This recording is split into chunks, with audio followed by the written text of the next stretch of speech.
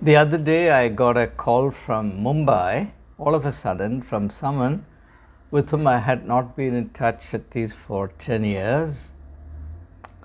The caller was greatly upset.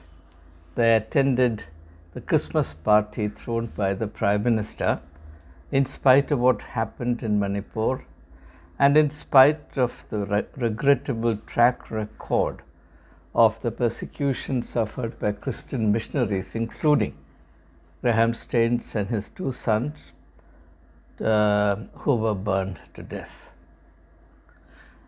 When I protested that it is a false propaganda against me that I was part of the Jing-Bang lot,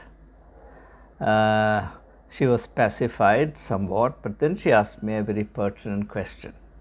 The question was, would you have gone if you were invited?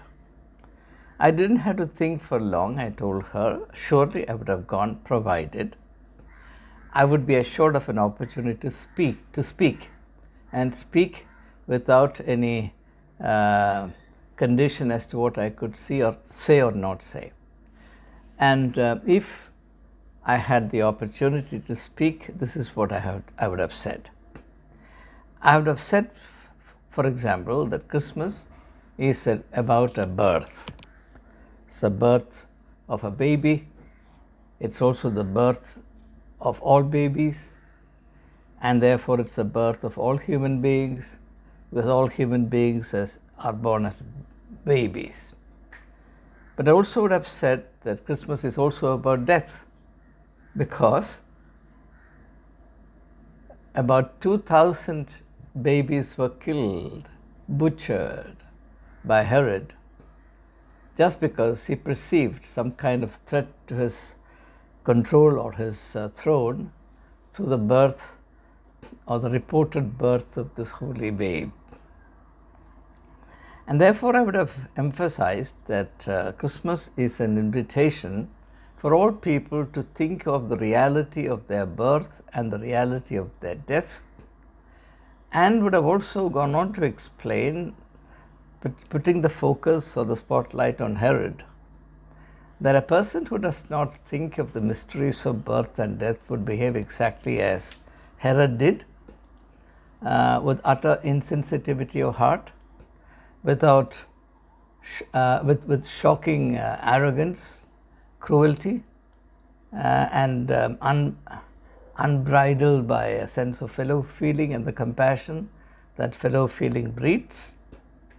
And therefore, I would have highlighted the political overtones of the Christmas event and developed a theme that a political leader or a ruler who does not spend at least some time every day meditating on the mystery of birth and death, and the fact that humanity is heir to mortality, and that every human being, irrespective of the position he holds and the power he commands, will one day face the reality of death, and that between birth and death, the little time is given to us is often misused by people in order to showcase their affluence or their worth, their titles, their powers, positions of power, their accomplishments, whereas all these things are passing and perishable, and that they have little to do with the realities of being human.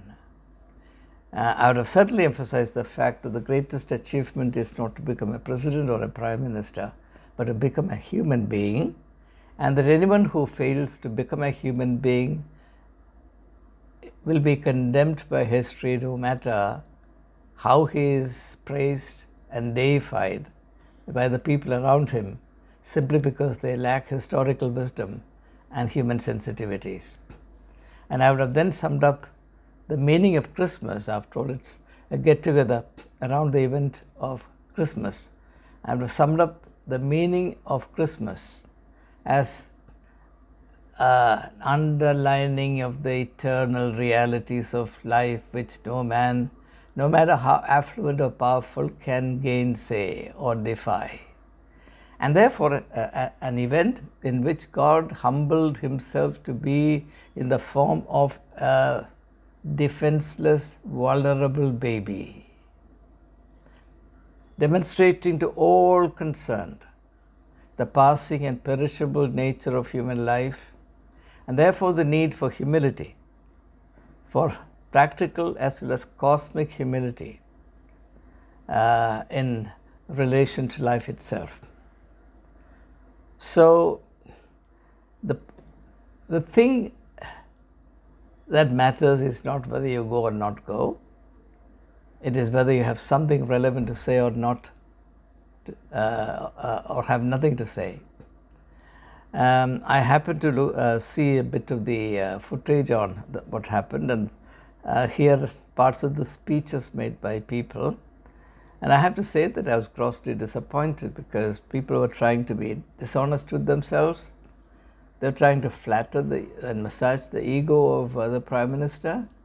And I tell you for a fact, no one does the Prime Minister any good by paying lip service to him, by flattering him, by hiding the reality from him. The best service we can render to the Prime Minister, the best service we can do to rulers of every kind anywhere in the world, is to tell them the truth. And the Christian duty certainly is to speak truth to power, and that's the prophetic mission.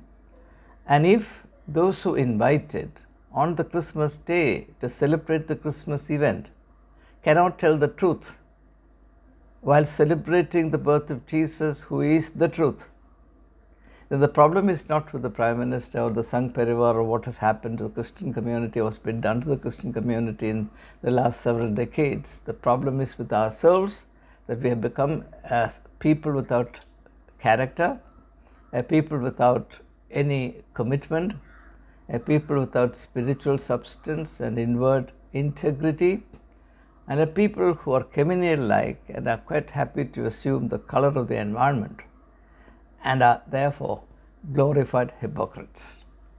That's really the heartbreaking reality, and I commend this to the reflection of all my fellow Christians all over India.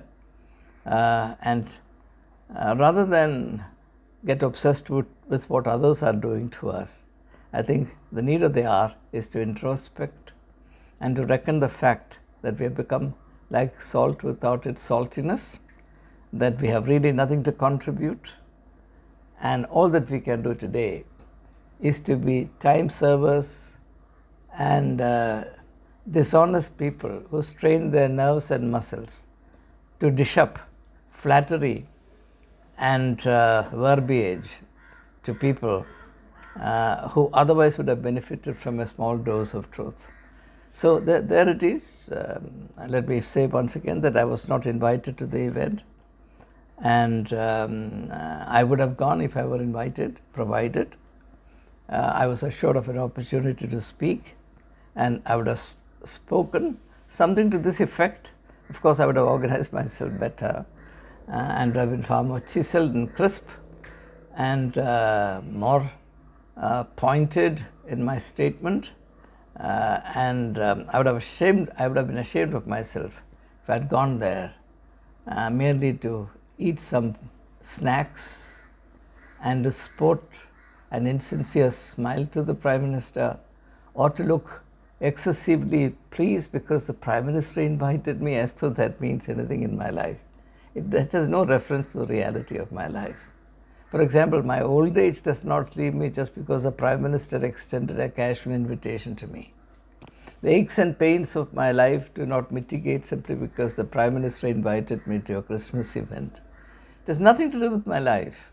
It adds nothing, it takes away nothing. It's of no consequence. But if I add some meaning to the event through my presence and participation, yes, it does make some difference, and it would make some sense in my life as well.